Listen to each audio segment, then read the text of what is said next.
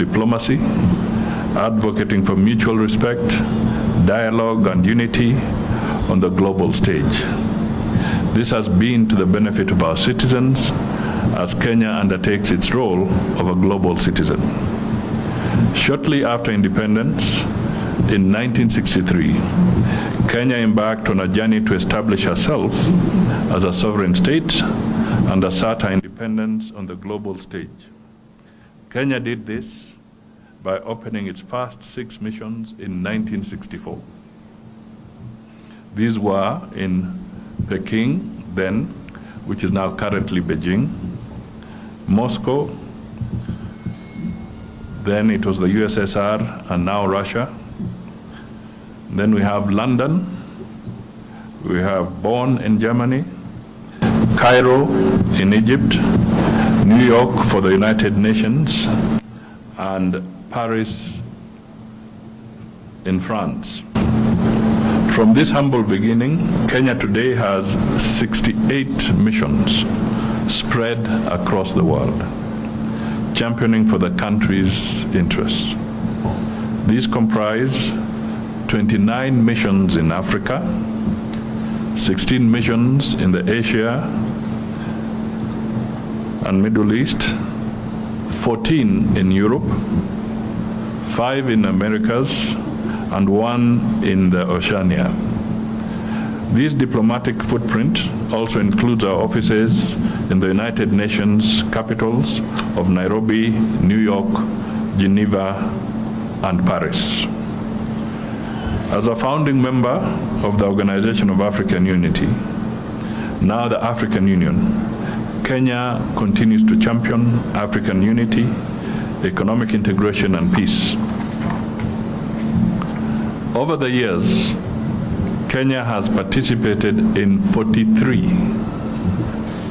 and I really want to emphasize that, 43 peacekeeping and peace support missions, including Yugoslavia, Cambodia, Iran, East Timor, Western Sahara, Sierra Leone, Liberia, the Democratic Republic of Congo, Somalia, South Sudan, and more recently, Haiti. This demonstrates our commitment to regional and global stability. Kenya's election to the United Nations Security Council in 2021 for a third time, mara ya tatu, justifies its capacity to shape global governance and advance Africa's voice in multilateral diplomacy. We do not take this for granted. Kenya has played a pivotal role as the global environmental capital. Since 1972, we have hosted the United Nations Environmental Program, UNEP, global headquarters. Today, Kenya is home to one of the largest UN duty stations, hosting approximately 20,000 staff operating under the umbrella of the United Nations office in Nairobi. This population of UN staff is set to increase in 2025 as many staff relocate to Nairobi as part of the UN Greater Reforms Plan. The UN has also made significant investments in the country, and as a country, we will soon have a venue that can host a United Nations General Assembly. This is huge and transformative for our country. It is expected that the investment could be close to $400 million US. You will recall that Kenya hosted historic events such as the Third World Conference on Women in 1985, the United Nations Environmental Assembly in 2021, and the inaugural Africa Climate Summit in 2023. These and many others have solidified the country's position as a global hub for diplomacy international trade and investment.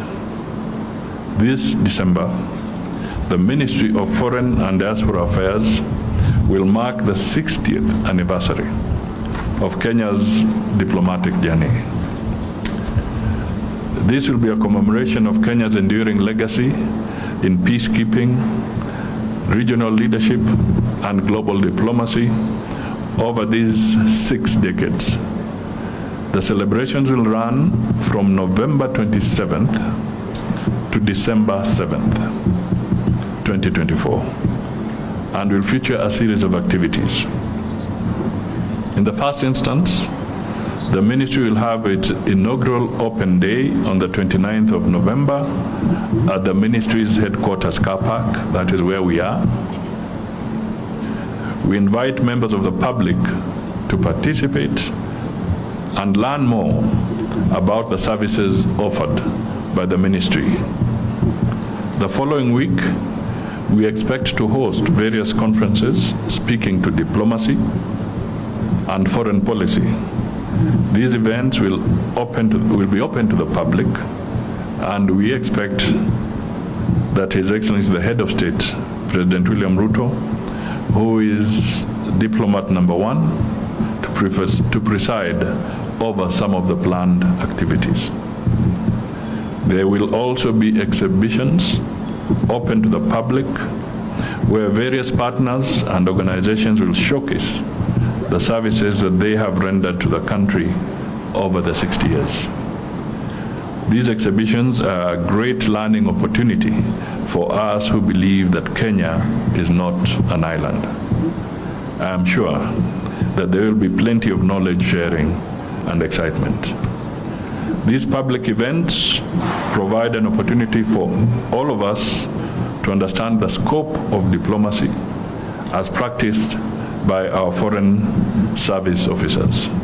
We truly want to make this a foreign affairs machinani week. They will also enable the public to participate, to appreciate the role the citizen plays in the articulation of the country's foreign policy. Further, these events provide a great opportunity for interactions between citizens and the various practitioners of diplomacy. Let me highlight just a few of the events. First, as I have indicated, 29th November is the Ministerial Open Day and public engagement at the ministry's headquarters showcasing departmental activities. On December 2nd, that will be the formal opening ceremony where His Excellency the President will address the nation on these matters at the KICC. We shall then have an exhibition running at KICC Commercial Grounds from 2nd to 4th.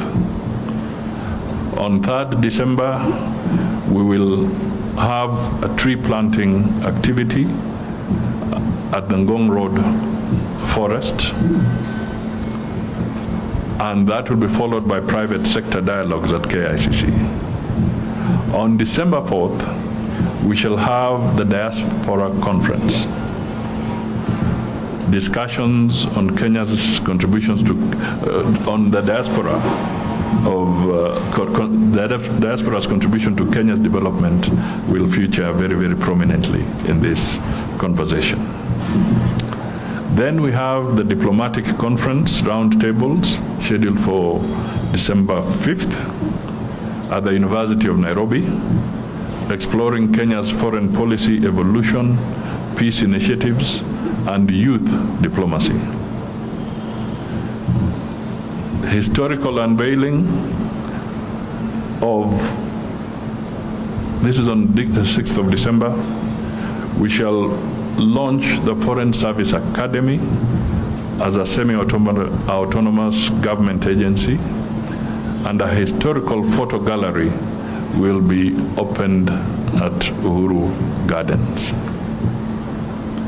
The grand finale will be on December 7th in Eldoret, where there is the Eldoret Run for Education cross-country.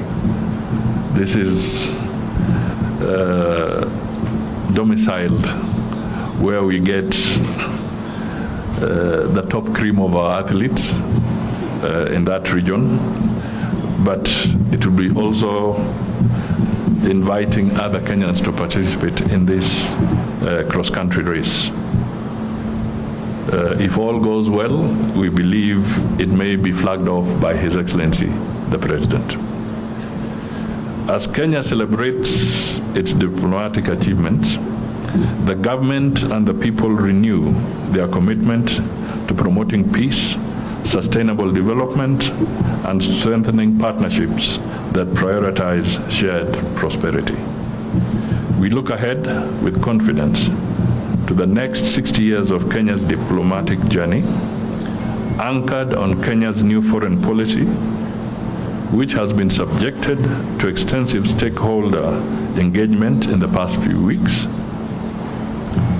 And the ministry invites all stakeholders, including government ministries, departments and agencies, county governments, the Kenyan diaspora, diplomatic missions, private sector partners, civil society, and the public to join in these celebrations.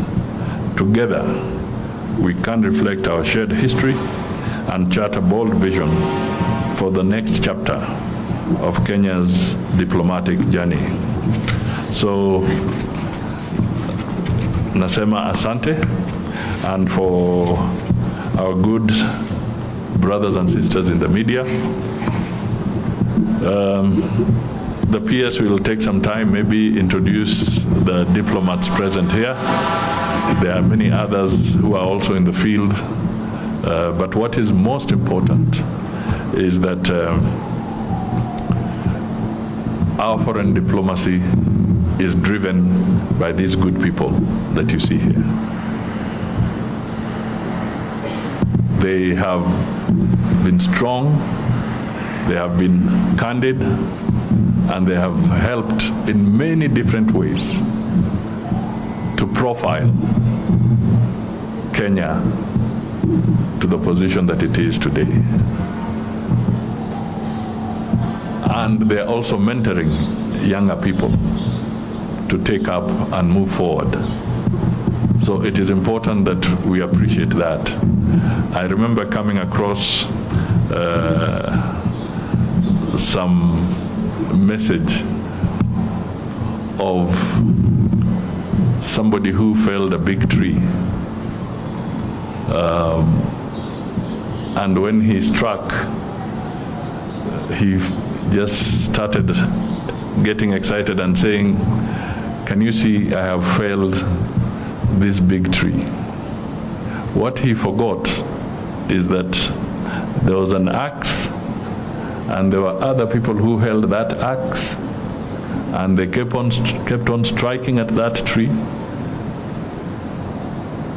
And then he came at the tail end, and it fell, and he thought he's the one who had done it. That is not true. We are building on the foundation of very many great men and women who have been with us, who have worked, who have toiled, and as far as we know, we will continue, and there'll be others to come and continue to move. The other one is the famous shaking bridge, the suspended bridge.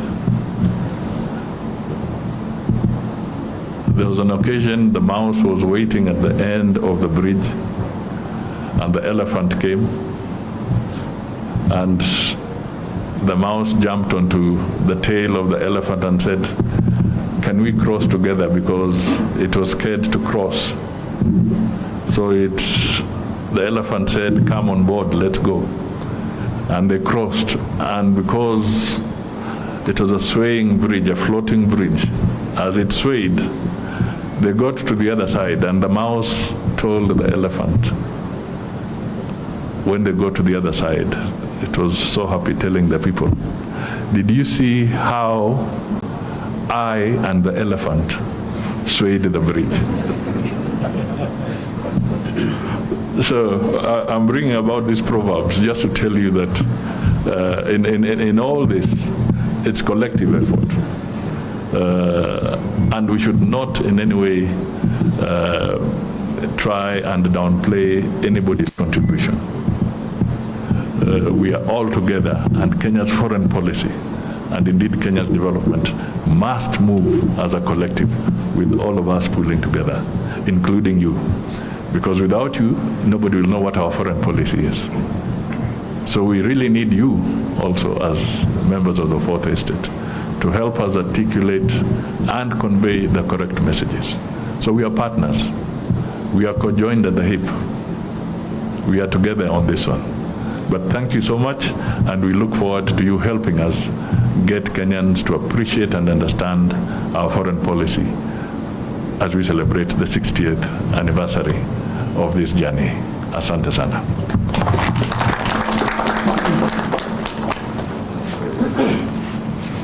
Thank you very much, PCS. I think PCS, His Excellency the Prime Cabinet Secretary, has articulated the objectives of why we are doing this. We've been on the dance floor of diplomacy for these 60 years. We think we are dancing well. But we are also here to engender what your views are with regard to how we are dancing the dance of diplomacy for Kenya. And so we want to invite questions from the media. Any questions, any comments? You could handle it. Your Excellency, Prime Cabinet Secretary, PS, allow me to just mention that this event is live, so Kenyans are watching it all over the country, so they hopefully have a better understanding of this diplomatic journey.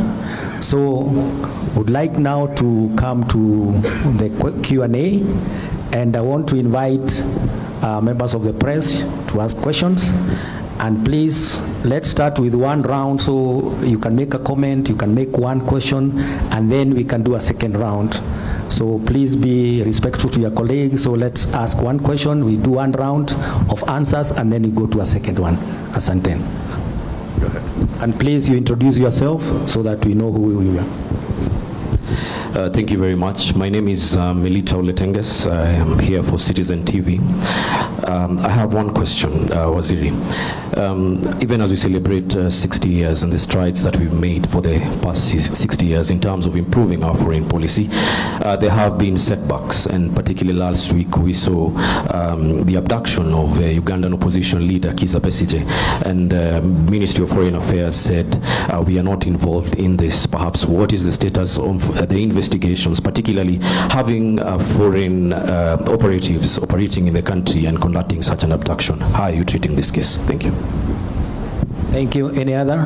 And please, if you want to ask a question, come through the back so that we do not block the cameras. Anyone else?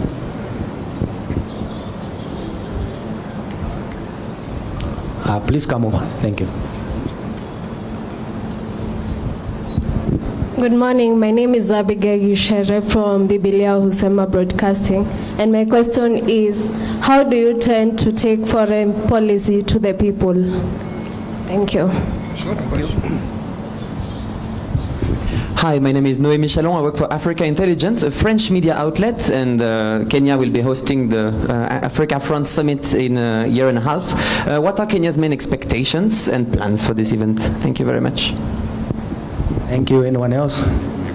Or we could start with the responses, then you go to a second. Thank you. With the kind permission of the PCS, I will respond to one or two questions. I will respond to the question of how we are taking the foreign policy to Wananchi. Number one, the manner in which the current draft of our foreign policy has been developed over the last 6 months has been very consultative. So we have had meetings with at least 12 major groupings of citizens, ranging from academia, health workers, trade unionists, and a couple of other stakeholders, including parliamentarians. And we have been able to get so many views and perspectives, about the kind of foreign policy that we should have. And so the ultimate document that will be launched on the 2nd is going to be a document that reflects the broad perspectives of Kenyans and truly captures their aspirations. But beyond the launch, our intention is to use the words of the Prime Cabinet Secretary, to take this to mashinani. We intend to undertake county dissemination forums, county dialogue forums on the policy. Secondly, we intend to translate the policy to Swahili.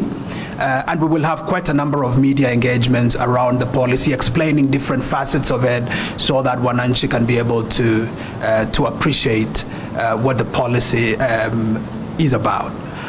To the question asked by our friend from the French media, Kenya and France enjoys a very robust and positive relationship. As a matter of fact, I think you must have seen that yesterday President Ruto was hosting the State Minister for Francophonie and International Partnerships of France, at which it was announced this partnership around education. Basically a 35 million euro facility of the French government to support the engineering department of the University of Nairobi in the area of artificial intelligence, so that Kenya's leadership in the area of tech can be sustained. And so the expectations of Kenya with regard to our hosting of the French Africa Summit in March 2026 is that we will be able to showcase how this partnership with France has meant not just to Kenya, but to many African countries.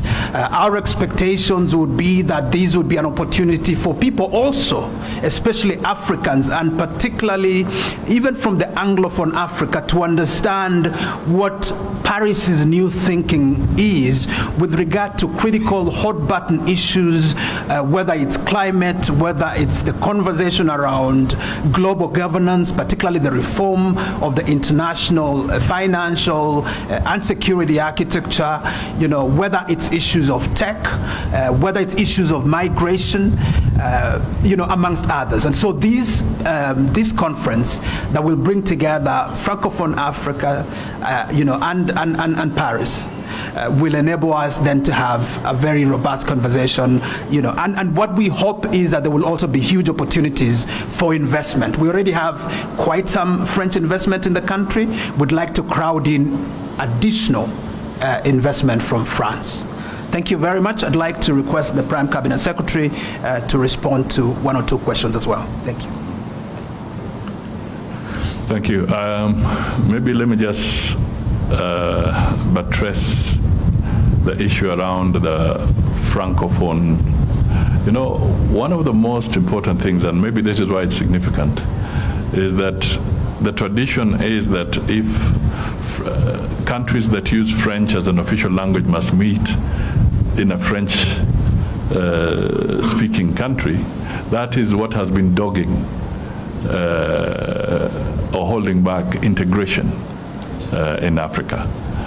I think we should now go beyond what is an official language of communication, so that whether they are English speaking or French speaking, the idea of greater African integration should be that the meeting should not be confined to the official language that is used in a given country. So we see this as a very positive development, that it is to promote the greater aspect of integration in Africa. Now, Kenya is host to over 800 refugees, 800,000 refugees in Kakuma, in Dadaab, and in several of our urban centers. And indeed, we have a legacy project which is called the Shirika Plan.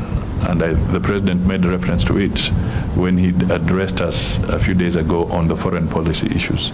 He did talk about our anchor position as a country that hosts refugees. Now, we also want to say that we shall continue playing that role and hosting fellow Africans who are in distress on our soil from time to time until things improve in their respective countries. If they so wish to go back voluntarily, they can do so. But if they don't, they'll continue to be in Kenya. To the specific question of that you asked, a specific question of continue to be in Kenya. To the specific question of that you asked, I want to state first that Uganda is a strong partner of Kenya, and we want to continue maintaining strong bilateral ties with the country of Uganda and indeed all our other neighbors. So I would like to say that the incident that you refer to should not be used to judge as too harshly on what would be Kenya's outcome or matters of foreign policy. We believe that the issues between us and Uganda, where there are any concerns, will be resolved diplomatically. And that is what we will do at all times. So my response is that we want to continue working with all our neighbors, with all our countries. And it's also important that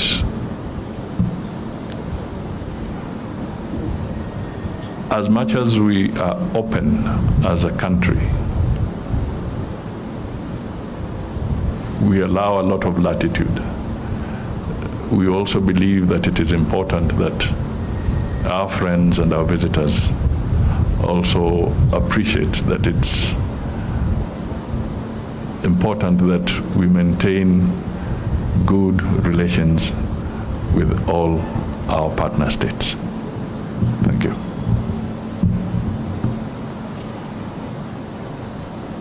Your Excellency, Prime Cabinet Secretary, there is another question here. My name is Noel from KTN. I have just a quick one for you, Waziri. Maybe you could just explain to us, a common mwananchi, what does the Kenyan policy doctrine entails? Thank you. Anyone else? Please come behind him. We don't know. Naam, kwa majina ni Kennedy Nalianya kutoka Radio Citizen. Swali langu ni hili, ni nini ndio hatma ya wale polisi wetu ambao wako Haiti, hasa ikizingatiwa wakati huu ambapo serikali ya Marekani uongozi umebadilika? Shukrani. Naam, asante sana waziri. Mimi naitwa Vincent Afande kwa niaba ya Radio Citizen. Ningependa kufahamu kidogo kuhusiana, umekuwa katika mstari wa mbele katika zile shuttle diplomacy kuhakikisha Mheshimiwa Raila Odinga ananyakua kile kiti cha AUC. Wakenya wanapotarajia pengine uchaguzi ni mwakani mwezi wa Februari, labda Wakenya wanatarajia nini ama mikakati ya serikali kuwezesha Raila kupata kiti hicho kimefikia wapi, kwa sababu umekuwa katika mstari wa mbele kupiga kampeni? Asante sana. Thank you very much, Excellency. Haya, sijui nianze kwa Kiswahili. Unajua kile ambacho tunasema kwamba tangu tupate uhuru sasa tumefika miaka 60 tangu tuanzishe wizara ama programu yetu ya mambo za nchi za kigeni, na la muhimu kabisa na tutatafsiri kwa Kiswahili kile kitabu ambacho kitatolewa kuhusu sera zetu kwa mambo ya foreign policy. Kile tunataka haswa ni kwamba Wakenya wajue maana ya uhusiano mwema na marafiki zetu. Alafu waelewe kwamba huo urafiki ama huo uhusiano unawezesha taifa letu vipi kupata rasilimali za kibiashara, wawekezaji wapya na kadhalika. Vile tunahusiana na mataifa ambayo yanatusaidia kujenga mabarabara, kwa mambo ya elimu, kwa mambo ya utafiti, kwa mambo ya ukulima ambao ni wa kisasa. Kwa hivyo kuna mambo mengi sana ambayo sera za mambo ya foreign policy ni za muhimu sana kwa mwananchi. Kwa hivyo hili ndio litakuwa lengo letu, ili isionekane tu kwamba wale ambao wanahusika na mambo ya nchi za kigeni ni wale ambao tuko hapa. Unajua, mara nyingi watu wanafikiri kwamba kazi ya foreign affairs ni unaingia kwa ndege, unaenda pale, unaonekana labda umesalamia mtu kule, alafu wanasema hawa jamaa hawafanyi chochote, wanasalimiana tu kule nje. Lakini mimi nataka Wakenya waelewe kwamba hawa ndugu zetu, dada, ndugu zetu ambao wako hapa, wakienda kule wanazungumzia mambo ya trade, ya biashara, mambo ya elimu, mambo ya amani, mambo ya kuhakikisha kwamba hatutakuwa na fujo na vita. Ndio kwa sababu tunafanya hivyo. Ikiwa unataka kuzuia vita, usifikiri kwamba ni lazima uwe na bunduki na nini. Pana. Hawa pia kwa yale majadiliano ambayo wanafanya, wanazuia visa vingi sana ambavyo vinaweza kuleta utata katika taifa letu. Hilo ni jambo moja. Lako lilikuwa kuhusu Haiti. Kwanza ni vizuri tufahamu kwamba wale wa Kenya ambao wako kule Haiti hawako kule kwa sababu kwamba wale wa Kenya ambao wako kule Haiti hawako kule kwa sababu ya taifa la Amerika. Wako kule kwa sababu Jumuiya ya Mataifa, United Nations, ilitoa resolution ya kusema kwamba Haiti inahitaji usaidizi kwa sababu magaidi wanawaangaisha, na sasa mataifa ni lazima yaje mbele yasaidie. Kenya ikajitolea na nchi zingine pia zimejitolea. Kule kuna mataifa kutoka CARICOM, Jamaica na wengine wanataka pia waweke askari zao pale, na Amerika ni moja ambayo inasema inataka kutoa usaidizi kwa vifaa, kwa logistics na kadhalika kusaidia. Na ningependa pia tufahamu kwamba tangu 1964 mpaka sasa ni marais wangapi wa Amerika ambao wamekuweko na wameenda. Kwa hivyo uhusiano wa Kenya na Amerika sio kuhusu rais aliye mamlakani, ni mataifa ambayo yana uhusiano. Sasa yule ambaye amechaguliwa akimaliza muhula wake, si mwingine ataingia. Kwa hivyo uhusiano wetu ni wa kimataifa, sio uhusiano wa kusema ni wa marais peke yake. Nadhani nimekujibu hapo. Kulikuwa na swali la mwisho.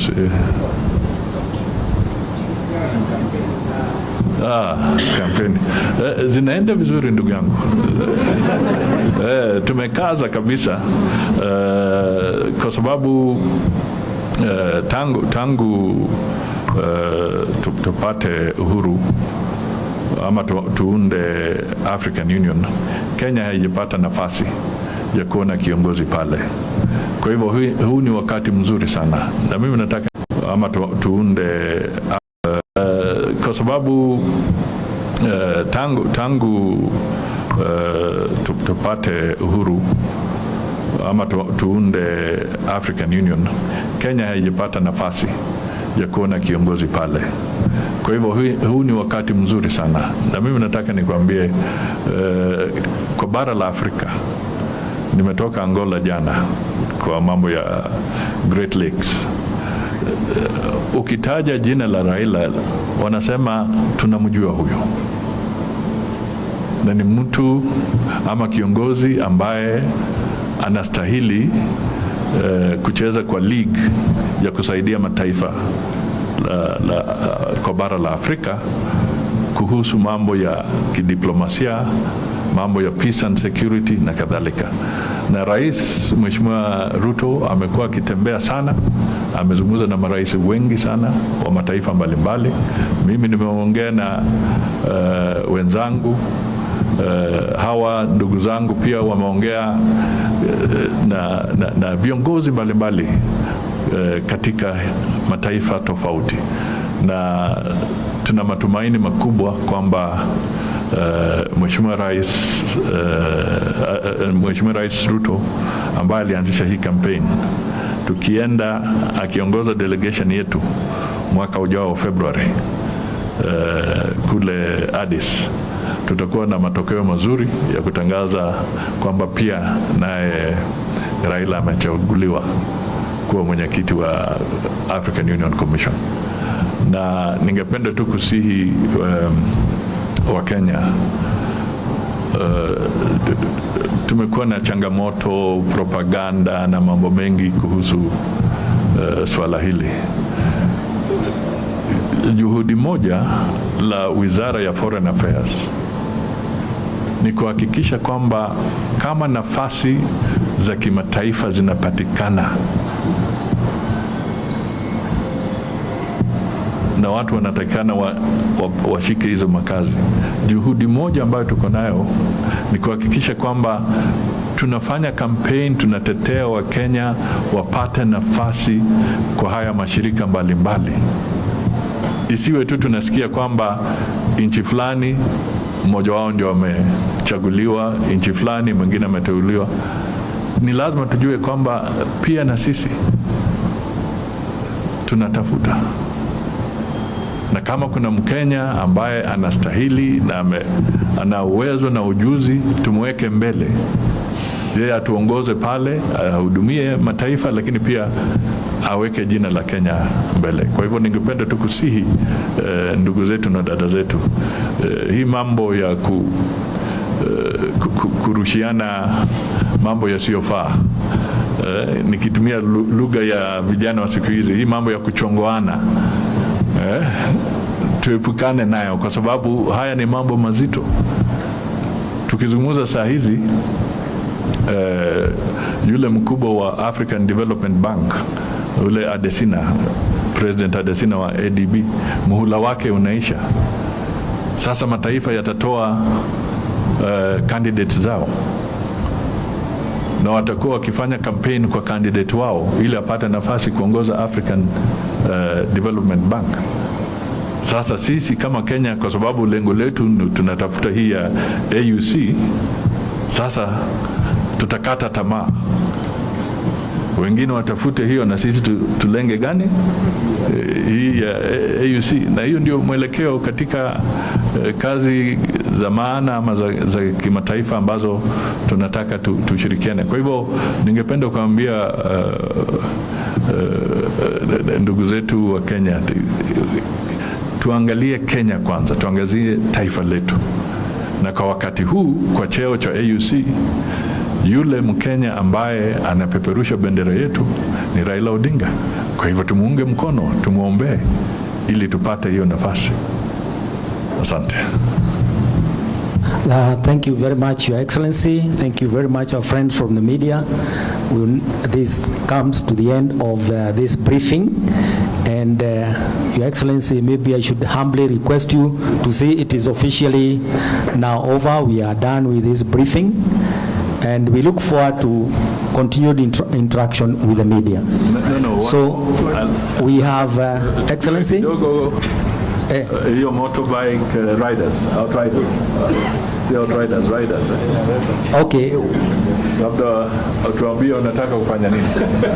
Asante.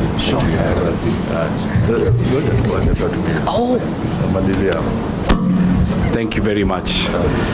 We are the Around Africa on Motorcycle team, and we are a team that in celebration of this 60th anniversary of diplomacy, many people have taken the flag of Kenya to the top of Africa, but we want to take the flag of Kenya to the corners of the continent of Africa. So we will go to the 4 extreme points of Africa, go around the continent of Africa for the very first time. It's never been done, and we will be the first ones to do it. Kenyan motorcycle riders taking the message of Kenya to the corners of the continent of Africa. It will take 5 months. We'll cover 40,000 kilometers. We'll cover 40 countries in Africa to be able to carry this message of peace and to be able to carry this message of goodwill from this great nation of Kenya to the rest of Africa. So it's an honor and a privilege to be part of this cause together. Thank you. My name is Nick Korir, and we have a team of 7 motorcycle riders, 2 ladies and 5 gentlemen will be part of this adventure. Thank you, and God bless you. Thank you. Thank you very much, riders. Glad to see my friend there. So now, Excellency, with your permission, humbly, we would like to take some photos. And the way we want to do this photo session is we want to start with the big group, and then we peel out. So let's start with the entire staff, or we want to start with this group? Okay. All right, let's start with the riders.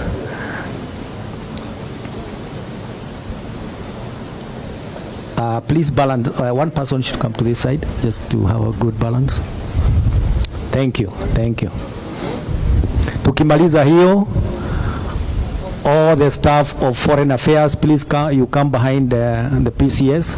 All staff. All the staff who are here, please join in. All staff of Foreign Affairs who are here. At Office of the Prime Cabinet Secretary, mkiwa hapa, please join in.